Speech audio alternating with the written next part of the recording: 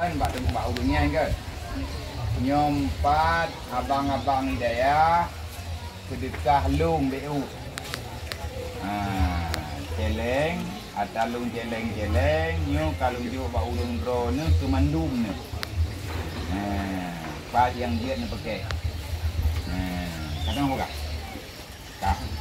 Kak. Abang nyompat na sedekah lung BU lung ju ulung dro nu mandum nu.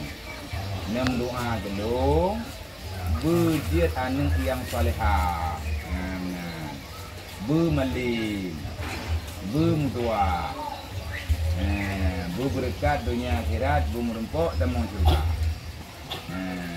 Maksudnya nem doa, yung doa baunya, rumah lung, kaya lung, bunda rezeki, nak lebih ke lung, kepasolan jeleng lah, nyawa nak, nyawa.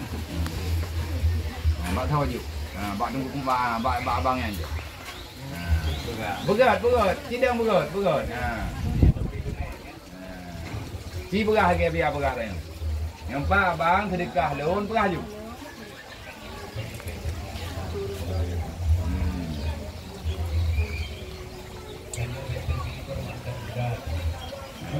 Kau deh. Ya buka jeleng ju, cia u ju. Orang Jumaat orang ke? Bagi sama rata. Kau deh, ya ju. Anak perah makasih le mak punya. Perah makasih le.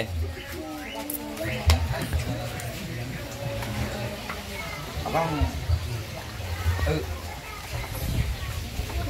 Bapak juga dah dekat. Jom pendek. Jom pengen ni pengen lagi.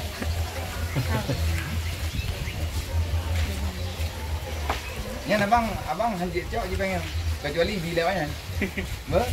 Kenapa ni? Ya anak yatim. Tak biar. Oh, kan yatim kan anaknya pada punggung.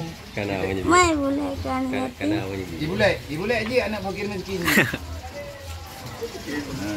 Boleh anak fakir miskin. Buka aja juga dia pakai timbu ini aja.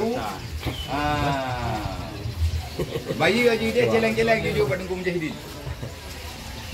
Kau boleh ha? Dia gede ju. Empat celeng boleh ya. Dia pakai tinju.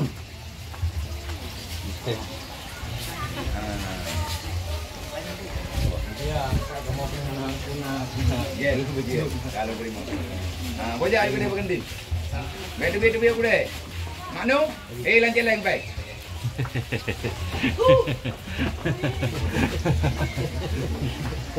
Kamu biar. Ya, mulutnya gini biar. Tenang hati lu. Mengerti. Insya Allah.